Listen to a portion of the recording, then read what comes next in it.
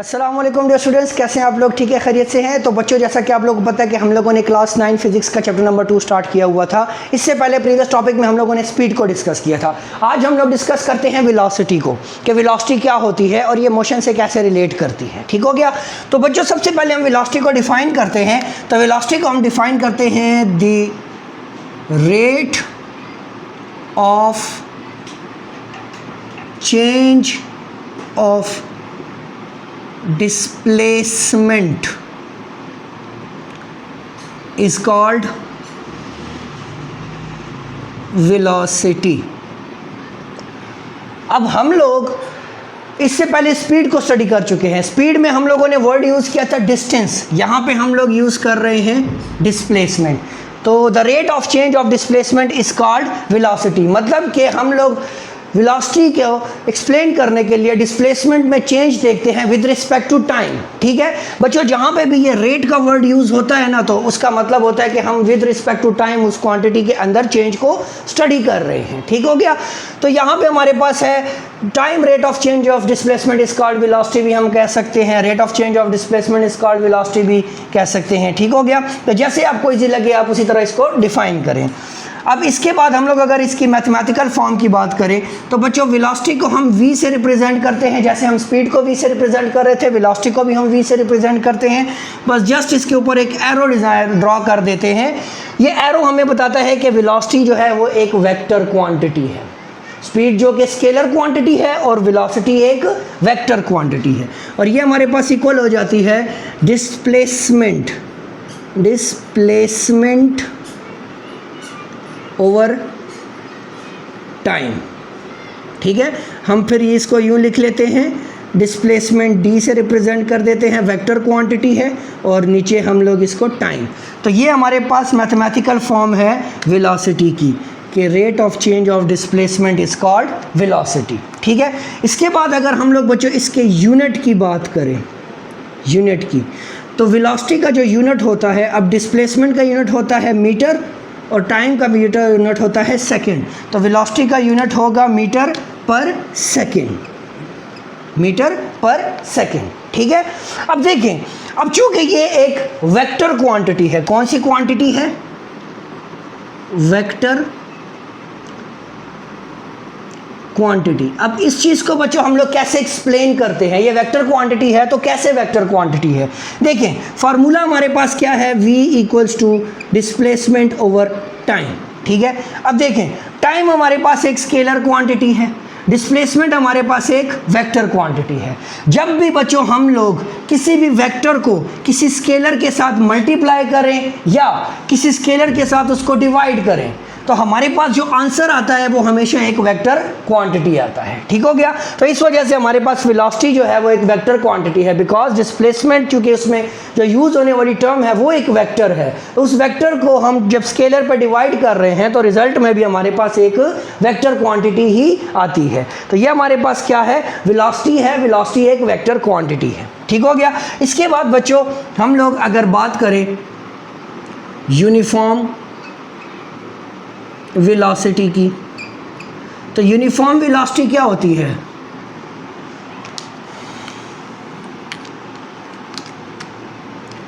Change in, या यहां पे लिख ले equal change in displacement in equal interval of time.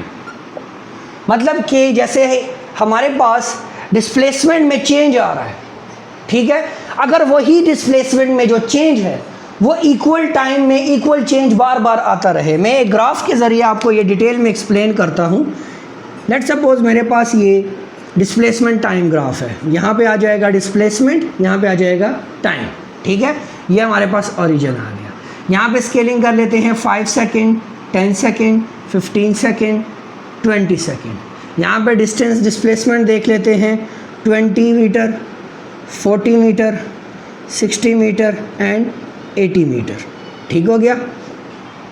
अब लेट सपोज मेरे पास एक गाड़ी है या कोई भी ऑब्जेक्ट है, उसने 5 सेकंड में 20 मीटर्स कवर किया, 5 सेकेंड्स में 20 मीटर्स कवर किया।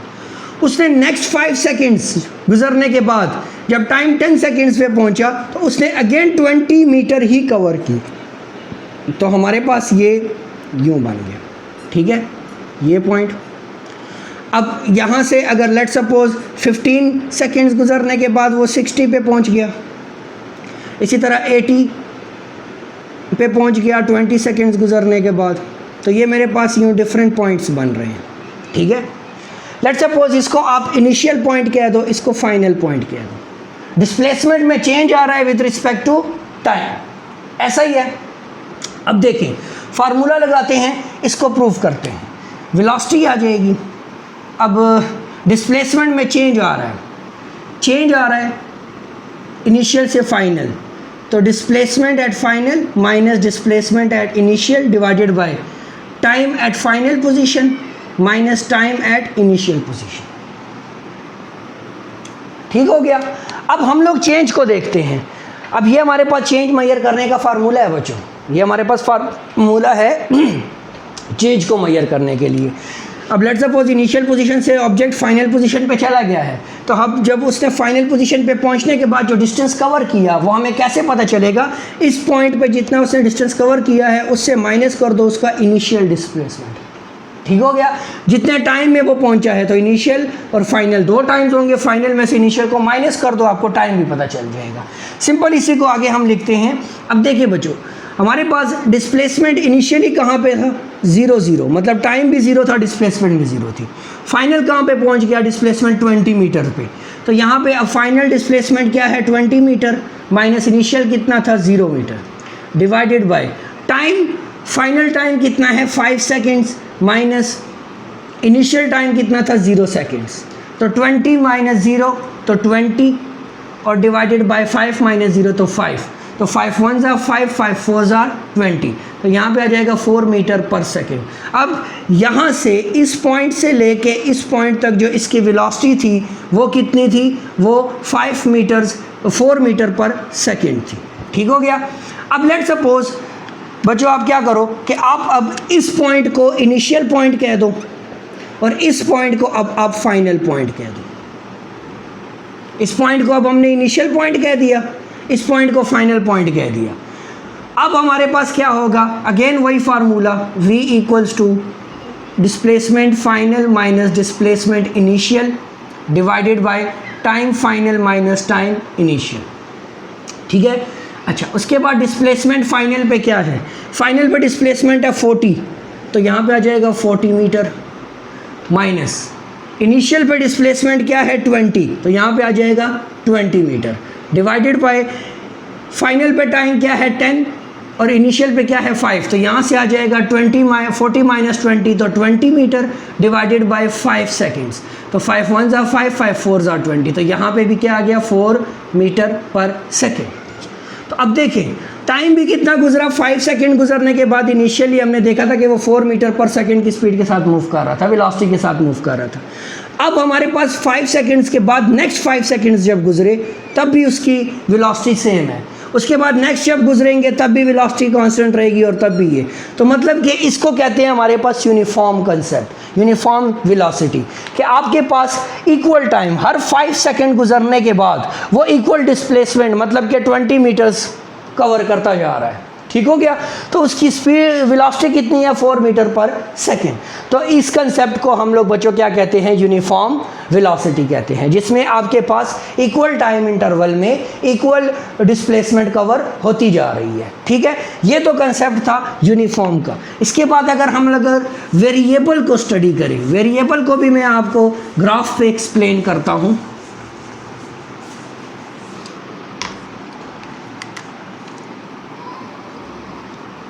वेरिएबल वेलोसिटी, वेरिएबल वेलोसिटी बच्चों जो कि चेंज होती रहे, मतलब जो कि कांस्टेंट या यूनिफॉर्म ना हो। जैसे अभी हम लोगों ने यूनिफॉर्म को पढ़ा ना, तो लेट सपोज मेरे पास यहाँ पे डिस्प्लेसमेंट आ गई, यहाँ पे टाइम आ गया, स्केलिंग कर लेते हैं 20, 40, 60 एंड 80। यहाँ पे भी 5, 10, 15 एंड 20। अब ग्राफ मेरे पास लेट सपोज यूं है,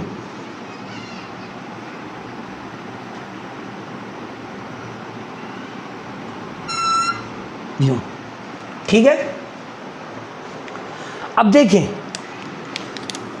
5 सेकेंड गुजरने के बाद ये ऑब्जेक्ट इस पॉइंट पे, मतलब इसने 20 मीटर्स कवर नहीं किया। 10 सेकेंड्स गुजरने के बाद इसने 20 मीटर्स कवर किए।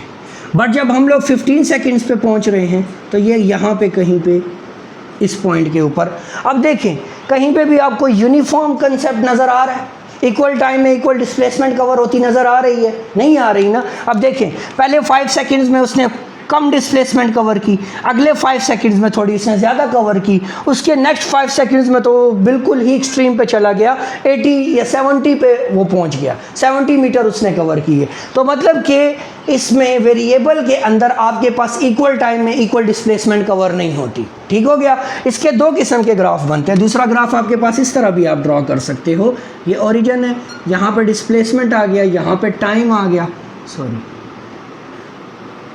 यहाँ पे टाइम आ गया, और ये ग्राफ आप इस तरह भी ड्रॉ कर सकते हो लाइक यूँ। ये तो ये जो ग्राफ होते हैं ये हमारे पास वेरिएबल वेलोसिटी को एक्सप्लेन करते हैं, जिसमें आपके पास इक्वल टाइम में इक्वल डिस्प्लेसमेंट कवर नहीं होती, ठीक हो गया। तो बच्चों ये हमारे पास वेरिएबल और यूनिफॉर्म वेलोसिटी। इसके बाद अब हम बात करते हैं इंस्टेंटेनियस वेलोसिटी की। इंस्टेंटेनियस वेलोसिटी क्या होती है?